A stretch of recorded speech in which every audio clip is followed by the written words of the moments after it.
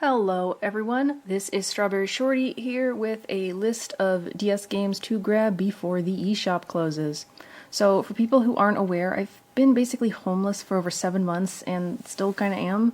That's why I never uploaded more of my lists of games to get before the eShop closes, like the DSiWare ones. It's something that I still really want to do, both because I promised and because one of the reasons I started this channel was to let people know about games that might otherwise go ignored. Now it's January and the eShop closure is right around the corner. I decided that I would start posting videos about this in February no matter what. However, since, we managed to reach 300 subs, and thank you all so much for that, I've been working my butt off to get this list done and hope to release it in parts like every Sunday or so. However, please keep in mind that due to my situation, I haven't been able to play all the games I wanted to, nor will I be able to make what accompanies these games video footage. The visuals for these videos will probably be just pictures, and there will be some games on this list that I can't tell you much about. I hope you'll watch regardless, and let me know if anything catches your eye, or if I might have overlooked something in the comments. Moving on with the list, I tried to organize it into rough genres, and we're going to be starting off with a handful of games that are completely free before moving on to those genres. And with all that out of the way, let's get started. First up, Nintendo Badge Arcade. So this is basically like a collection of different crane games and stuff like crane games, which you can play to win badges that you can then use to decorate your home screen. You got stuff from a lot of games in there, like Mario, Zelda, Pokemon, Splatoon, Yokai Watch, Animal Crossing, Swap Doodle, Metroid, the list goes on. If you buy extra plays, you can also unlock exclusive themes. You get at least 2 free plays daily, with the practice catcher allowing you to possibly earn more depending on how many cumulative badges you get. It's unclear what the fate of this game will be when the eShop closes, but until then, it's definitely worth playing so you can, deck out your home screen. Next up, The Legend of Zelda Twilight Princess Picross. If you're unfamiliar with Picross, I'm probably not the best person to explain it to you. You work out which squares to fill out on a grid with numbers provided to you for guidance. Many games of this type have you creating a picture by the end, and pretty much all of them have the exact same interface. This one is naturally Twilight Princess themed, and you can grab it from the online Nintendo store for some platinum points, if I remember correctly. There's honestly not much else worth picking up there, because if you try and get a physical reward, you have to pay shipping. So if you're into Picross, I'd recommend checking that out. Continuing with a little bit more Picross, Pokemon Picross. So where this title stands out from other Picross titles is that each puzzle you solve equals 1 new Pokemon you catch. You can build teams to go into following puzzles with, and use your Pokemon's special abilities to assist you. For example, some can randomly reveal a number of tiles, or stop the clock for a bit. Also, possession of this app game is one of the easiest ways to install custom firmware on your console if you're interested in that, and I honestly recommend it, if only to back up your save data. So that's another reason to grab this title before you can't anymore. They'll be warned, if you do use it to install custom firmware, you will have to delete and re-download it to play it. At least that was my experience. There's also Pokemon Shuffle. I haven't played this one yet, but I'm pretty sure it's just a Pokemon Match 3 game. And I will say I'm not actually sure if it is free or if it's free to download, but then you gotta buy stuff in the game. So I would assume not, but... And the last completely free game, RPG Maker Fez Player. This is basically a companion to RPG Maker Fez, and it allows you to download and play games other people have made. There's even a game someone made that allows you to preview all of the DLC, and you can find the link to that on GameFAQs. It's a fantastic thing, believe me, if you're not sure if you want to get it. The DLC, I mean, for the main game. I hate that there's minimal slots to hold downloaded games, though, and browsing is a bit of a pain, but again, it's free, so there's really no reason not to download it. It's a bit vague as to what will happen with RPG Maker Fez once the eShop closes, if that will affect it at all, like uploading and downloading games, but yeah. So we're going to kind of shift a bit into RPG territory, and there's going to be some grouped together games just because I haven't played them and I'm just more aware that they exist, but probably the one I have the longest entry for is, of course, RPG Maker Fez. So this is one of the few console versions of the popular RPG Maker series. and I'm sure the point of this game is pretty obvious from the name alone. You make RPGs. You can use it to make RPGs, rather. The downloadable packs, DLC content that you can grab, give you access to like sci-fi, modern, and horror assets that you can use to make many different types of games. There's also like a feudal Japan pack. And as someone who found trying to get the combat system to work a pain, and the monster design super boring and limited in comparison to even the original PlayStation port, which is super fun to play, I've actually been using this software to make adventure horror games, you know, like stuff like kind of Mad Father and whatnot. And a lot of other people have been doing that as well. So, you know, like games where you collect and use items and creepy things happen. So yeah, it's been on sale a lot. I think currently it's like $2.99, which for a game that's typically over $20, that's not bad. I think it's well worth picking up. And like I said, there is some concern about whether or not people will be able to upload and download stuff once the eShop closes. And there are a few other downsides to this game. For one, it does not offer tutorial. The only reason I even knew how to play it was because I got the original PlayStation version, which came with a giant manual, so I knew how certain things worked. There is an active game community for this version, though, as far as I'm aware, on like GameFAQs and like, probably a Discord. A couple of the descriptions are off. Not a lot, but like there's one thing where it'll be like turn this thing left, but it will turn it right instead, or the word transparent being used instead of invisible. The DLC also feels really incomplete in terms of character portraits. Like, there's supposed to be like 4 different sets of portraits in different colors for each character, and there isn't. They just kind of group together a bunch of different types. It's very annoying and lazy. And you only get about 1 slot to upload a game to the player, and you need to pay to buy more. And these cost like either 99 cents or $1.99. I don't remember which, but even those are limited, and it's kind of frustrating. Similarly, there's not a lot of slots to make games. I don't know why they had such limitations. They're very frustrating. Another frustrating fact is that you can't make money from your games, like people who upload their games to like Steam can. And you also can't get reviews, just ratings. I mean, I get why, but it's also a bit of a pain, because if your console doesn't have custom firmware installed, you know, Nintendo does a thing with encrypting your save data, where if something happens to your console and you don't do a system transfer, all of your save data is lost. And I actually lost all the RPG stuff I'd been working on when my DS broke. And that was the whole reason I bought it digitally, too, the game. Because I thought, you know, well, I can back up the SD card, right? But despite these issues, I do have an unbelievable fondness for the game. The Modern Horror DLC in particular is fantastic, and I love all the music in this game. I'm actually thinking I might use some of the music tracks for background in this video if I could find them. So here's where we get to a really big random list of RPGs I want to go over. I have not had a chance to play any of these, but they all look very like similar, like early Final Fantasy title style RPGs. So, in order, they are Elmanage, Grincia, Symphony of Eternity, Alphadia, Machine Knight, Infinite Dunamis, Krista Reno, Unlucky Mage, Legna Tactica, Dragon Sinker, Descendants of Legend, and Journey to Cracia. So yeah, just a bunch of RPGs I downloaded. I found no other releases for them, really. So, yeah. I can't tell you how good they are, if they suck, whatever. Another RPG series that kind of falls into this, but seems significantly different in style, is the X-Cave series. It's like a series of 3 RPGs, only available on the DS and only available digitally. Some more eShop-only titles: Dragon Fantasy, The Black Tome of Ice, and Dragon Fantasy, The Volumes of Wisteria. And pretty much the only reason they got their own spots is because there's 2 of them, and they have really lengthy titles. Again, I don't know if either one of these is good, but well, they sure sound impressive. So next up, this is the one you've all heard of, The Legend of Zelda series. So yeah, I have yet to see any of these on sale, but I can't not mention them when talking about RPGs. There's a lot to choose from here, including the original NES titles, the awesome Link to the Past for SNES, the DS ports of Ocarina of Time and Majora's Mask, and even some titles I believe never made it off the Game Boy consoles, like Link's Awakening DX, Oracle of Seasons, and its companion Oracle of Ages.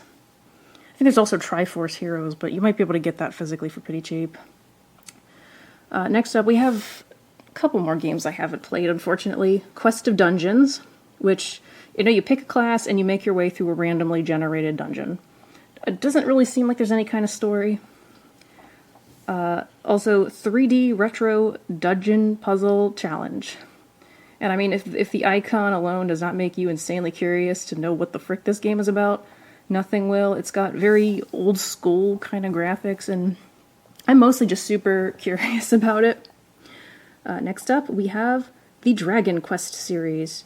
I was a really big fan of Dragon Warrior 3 in particular, and I've been playing 11 on the Switch. Should not have got that digitally, it's huge.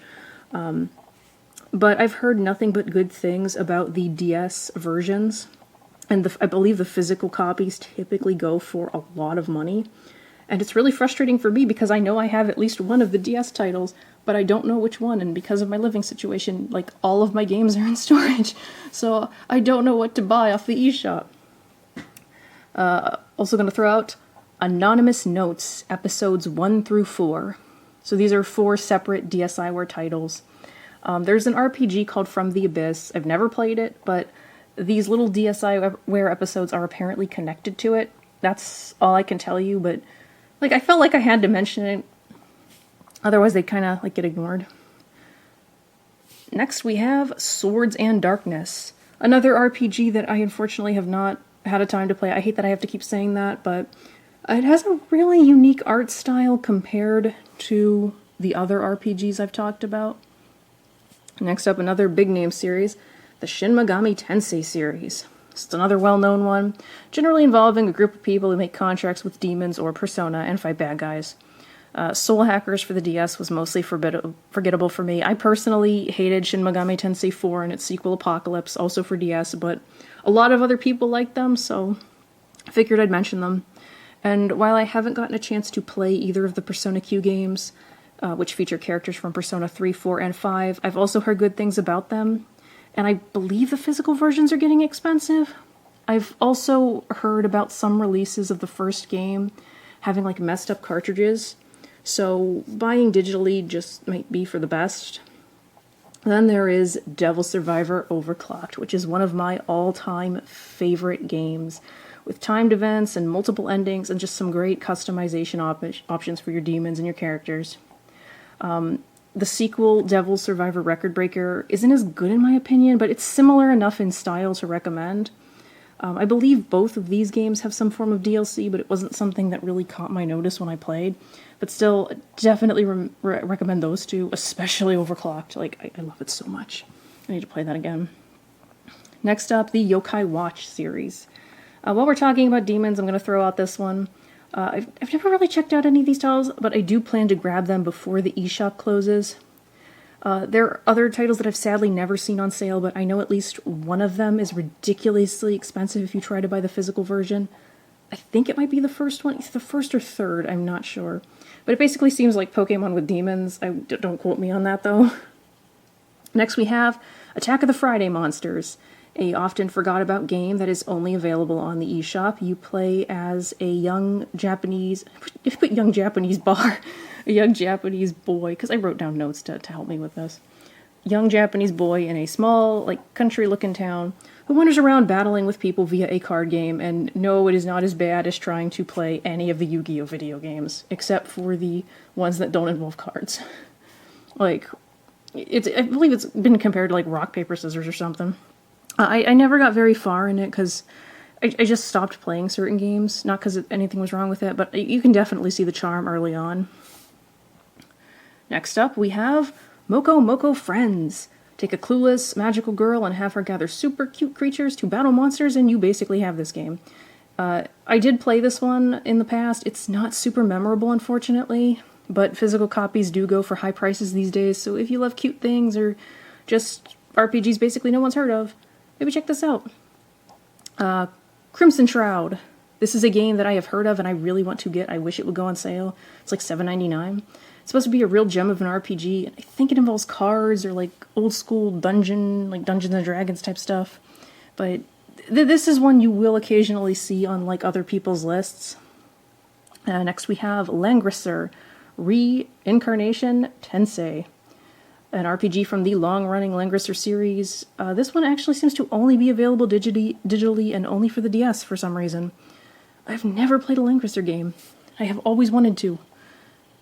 Next we have the Etrian Odyssey series. I think all of these games have been on sale once, and I have never seen them on sale again. I grabbed a few then. I really love games where you can like build your own characters and teams. But like I feel like as a result, some of these games apparently have minimal story. I know like the remake of the first game has a story mode you can play, but like I think you sacrifice character creation or something. The character creation options I did find to be a little limited. Like there's lots of classes, but you can only choose between like 2 costumes for the class, and only alter between a couple of preset costume options. It's like, just let me change the colors freely. Let me choose all the hair colors, the eye colors, the clothing colors. Doesn't let you do that. There's also some strange classes and minimal descriptions for how they work, which can be a little daunting for newcomers. I've yet to really sink my teeth into the actual gameplay, which I believe is like a first-person dungeon crawler through some kind of labyrinth. But yeah, that was mostly because I was so busy making characters. But since I'm covering RPGs, I wanted to throw them out there. There's like 20,000 of them on sale. Like seriously, there's so freaking many. I hope they go back on sale soon so I can purchase the rest of them. There is some character DLC, but the lack of proper descriptions and like pictures in the purchase menu can make it difficult to tell what exactly you're buying. The Denpa series is next. I've heard some people talk about this one. I don't know much of it, and even reading the description on Nintendo, I'm not really sure what it's about. You go around and you collect these little alien-esque creatures that have different faces and personalities, and yeah, that's about all I know. It looks quirky. I don't even know how much it's an RPG. They kind of described it like it might be one, but I wouldn't bet on that. So, next we have another list here of a few games that are virtual console titles. Crystal Warriors, Shining Force, Defenders of Oasis, Dragon Crystal, and Lufia, The Legend Returns. You can search virtual console titles specifically on the eShop. Just tap the magnifying glass without putting anything in the search bar, and you should go to a menu and you can look through all the virtual console titles. I strongly recommend you do so just because pretty much every game available for virtual console is worth grabbing or at least checking out. I just listed these ones that seem like RPGs. Like, I can't go over every virtual console title. I don't have that kind of time. Next, we have Elliot Quest. Seemingly part RPG, part platformer. This is a game I can never quite decide whether to buy or not. The official art is, like, really, like, dark and dramatic looking, but then you look at the game and it's all, like, cute and pixely, so I don't know, and obviously I've never played this one. This is where we get into a couple games I haven't played again. Next, we have Pickdun 2, Witch's Curse. A first-person dungeon crawler where you choose one of 3 girls to help you along your way. I don't have a lot of info, but the screenshots kind of made me curious. Got some anime-style drawings. Sadly, no sign of the first game. I think it got taken down. Next we have The Legend of Kusakari. It looks like a Zelda game, I'm not gonna lie. That's kind of why it caught my interest. That's all I really have to say about it. You got a dude, he has a sword, you can attack bushes and enemies. I don't know if it's any good or if it's just like a cheap knockoff. It really does look like a Zelda game. Even the font looks like a Zelda game. Next, Adventure Labyrinth Story. It's some kind of RPG and it looks cute. So that's all I got for you. I don't know if it's tied to like Adventure Bar or whatever. That's on this list too later. I don't know if it's tied to that, but yeah. Fantasy Life. It has been too long since I've played this. I am dying to get it digitally. Because I like games where you can customize your characters.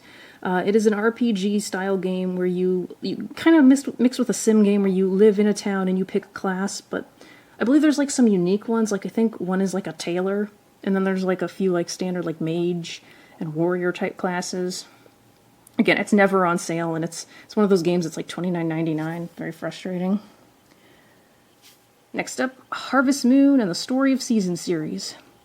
So this series was originally called Harvest Moon, and then somebody, I think it was Natsumi, stole the copyright for that name. So now the creators of Harvest Moon make their games under Story of Seasons, and Natsumi continues to publish Harvest Moon games that are essentially like mediocre and just lazy. Like, look at like, I think Light of Hope for the Switch is a good example. Oh my gosh, the graphics for that. But I actually don't think the physical versions of any of these Harvest Moon titles are expensive. But they do show up on sale from time to time, and the nature of these games were like, you know, they're very simulation-y. So like, I feel like it makes more sense to have them digitally rather than just be popping the cartridge in and out all the time. It's a series of farming sims. You can get married, you can have kids. That's about it. Don't take care of animals. Hometown Story, another farming sim, kind of like Diet Harvest Moon as I remember it. It's been too long since I've played it, so yeah, I cannot give you much of a review. I need to play that game again. Animal Crossing New Leaf, one of the older Animal Crossing titles, back when you could, you know, run around and do errands for villagers to get furniture. I miss that so much. But it also has villagers that randomly move out, so that's not fun. But if you've only ever played New Horizons, I would really consider checking this one out. And if, just in general, you're an Animal Crossing fan, you want some nostalgia, why not? Like, again, the physical version is fairly affordable, but with this type of game, especially where it's real time, to me it just makes sense to have it digitally. Disney Magical World. It's basically Animal Crossing set in Disney World. It's pretty fun, very cute. You get a cafe and you can decorate it using different furniture. You can also travel to different worlds and meet Disney characters. Oh, you make a lot of adorable outfits too. Basically all to say about that one. I haven't played these next two, but they're Plantera and Mononoke Forest. They both look like really cute monster games. I think there might be some farming or sim element involved. I'll try and include images that show whatever the heck the gameplay is. In case you haven't noticed, we've kind of segued into simulation games. I probably should have announced that. Tomodachi Life. This is an incredibly charming little game where you put Miis you create into an apartment building. They can get married, have fights, have kids. You can give them gifts that they'll play with. You can choose their outfits. They have dreams that you can enter and see things, and just a whole bunch of stuff. It's pretty addictive and very hard not to like.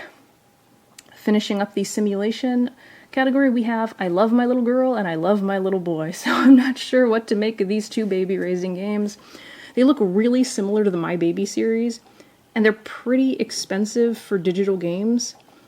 At the same time, I couldn't find any evidence that they're actually part of the My Baby series, and yeah, they seem to be digital only. If anyone has any info on this, please tell me, because I don't want to spend this much money for these games if there are physical copies available. Because I already have the My Baby games, it's just been too long since I've played them. So we're moving on to basically random as heck games that I don't have a category for. There's going to be a lot of games in this part that I do not have proper descriptions for. I should throw out a warning now. I'm at 22 minutes. Because of my situation, I can only record 30-minute videos, so this part of the game list might be cut off and continued in the next part, which I honestly think is fine, because I think it gets a little tiring having me not know the games I'm reviewing or recommending. So GG series, The Hidden Ninja Kagemaru. I did actually talk about this in my DSiWare videos. It's a unique platformer with jumping that can be a little clunky at times. You have to collect scrolls while avoiding enemies on, I believe, a single screen. I've never seen a dual screen level. You want to try and avoid being seen, because if enemies see you, they will chase you and they'll probably kick your butt. You have a variety of ninja tools with limited uses per level. One helps you see the enemy's line of sight. You can use one to hide quickly behind a wall if you're worried an enemy might see you, like they suddenly turn around. You can stun enemies with ninja stars or bombs, the latter taking longer to have effect. It's pretty enjoyable, honestly, very creative. Hiding out. I am not sure what the frick this game is. It's not really described on the store. The site just says you're collecting pieces of a photo of a real-life criminal, real-life robber. I don't know. The screenshots make me think you have to do so while jumping between floors via elevator and avoiding security guards. Like, they look like little potato people. That's all. I don't know what to say. So, 99 moves. This is another DSiWare title that I've had my eye on. It's like an arcade-style game where you have 99 moves to try and survive. There's no space between 99 and moves, by the way, in case you're trying to search for it. I believe my buddy Playtoons Mobile Gaming has some videos on this one, if you want to check it out. His channel deserves way more attention because, like I mentioned in my DSiWare videos, you can find basically no footage of DSiWare titles online. Another DSiWare title that he actually recently played on his channel, Candle Route. It's a colorful puzzle game with a really unique crayon-esque art style. That is unfortunately all I know, but it looks really charming. Yeah, like I said, this is where we get to so many games I haven't played. Escape Vector. All one word, Vector spelled with a K. And the description basically says you're traveling within the CPU as a little spaceship-looking thing, and you're trying to regain your memory. I'm not entirely sure what the gameplay is for this one, but it looks like you're either drawing lines or avoiding collision with enemies. It reminded me of Kicks, so I bought it. Ninja Usagi Maru. I have the demo, because it caught my eye while I was browsing the eShop. Kind of cutesy, that's all I can say. Check out the demo, maybe. Check out the screenshots, see if it appeals to you. GG Series Conveyor Toy Packing, which is a match game I covered in my DSiWare videos. Didn't really enjoy it. When you move a certain number of the cute, colorful toys by a box, they just go into it, so it's a bit of a pain, and it seemingly has no end or other levels. Alien on the Run. This is a game that I heard about and downloaded the demo for. All I know is you have to guide this kind of cartoony-looking alien as he tries to escape from something. It looks cartoony and fun. Penguin Patrol, a really fun little puzzle game, also covered in my DSiWare videos. You have to walk along like breaking ice, unable to backtrack as you try to rescue these adorable penguins. It's cute and it's enjoyable, and that's really all that needs to be said. GG Series Allbreaker, yet another title covered in my DSiWare videos. As will the next game be, so I don't have to repeat it. You control a girl with a hammer that she can swing in different directions, and you have to figure out how to smash these various orange blocks throughout the level while not getting killed by monsters. It got really fast-paced, and it was and kind of hard as things went on, just as a warning, so it might not be for everyone. Another GG Series game, The Great Whip Adventure.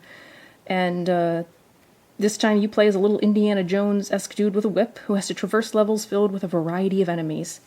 You use your whip to attack and grab, trying to figure out how to reach the end of the level. It's not bad. The biggest problem is that your progress is not saved at all, and there seem to be a lot of levels, so you have to beat it in one sitting. Stretchmo, Crashmo, and Pushmo. So these appear to be puzzle games that involve you playing as this little creature, and you have to creatively interact with the environment to progress, stretching your body, pushing things. I don't know what the frick you do in Crashmo. I know Stretchmo is at least free to download, though I do believe you have to buy like something related to the game inside it. Tokyo Crash Mobs. All I could gain from the listing is that two women are trying to make their way through Tokyo, but people keep getting in their way. The description makes this game seem pretty wacky. I think you match people by their shirt colors to make them disappear, so maybe it's a match game. The Box Boy series. Box Boy is all one word. Series of puzzle-type games where you play as a box. All black and white. Kind of cute looking. There are Switch entries to this series, but to the best of my knowledge, the original games are only available on the DS eShop. And while we're talking black and white, Shift DX. This is another one that was really hard to get a grasp on. You seem to be controlling this little guy who has the ability to shift the area to get rid of obstacles. I think it means turn it upside down or something. And I think he's part of a science experiment. That's what one of the screenshots made me think. Akari. So the people that make this game make a bunch of similar puzzle games. I will not list all of them here. I got 2 of them. So this is apparently kind of similar to a series of puzzles from the Layton games where you have to place lights so that they illuminate all the spots on a grid while making sure they don't overlap and stuff. This version is very simplistic looking, which is unfortunate, but it definitely did pique my curiosity. And then the other game from this company is Hitori. It's apparently about removing unnecessary numbers, making sure that there aren't 2 of any number in a single line. It's not the best description, but the pictures provided online are terrible. Well, we're almost out of time, so I'll try and get one more in here. The Legend of the Dark Witch series. This appears to be a trilogy, and it's a fun little platformer, really nice graphics. The first game got an improved Switch port, but the other 2 haven't so far. I don't know if they will. They might in the future, but it's up to you if you want to risk it. And let's just try throwing out one more. City Connection, a retro-looking game where you desperately try to escape the police in a car, collecting useful items along the way, I think oil stuff that you can make them slip up. Sodome. Choose your class and hack and slash your way through yokai in old-school Japan. For a DS game, this has some pretty cool graphics. These are the ones where I have a huge list of ones I haven't played, so I want to name as many of them as I can before I end the video. Runny Egg. Seems like a cute egg platformer. That is why I downloaded it. Chicken Wiggle. Another game I grabbed because it seemed like a cute platformer, this time centering around a chicken with an oddly adorable worm companion. And I'm gonna have to end this here. We're down to 10 seconds. Thank you so much for watching. Leave a comment. Let me know if any game caught your eye. And I'll catch you next time. Bye!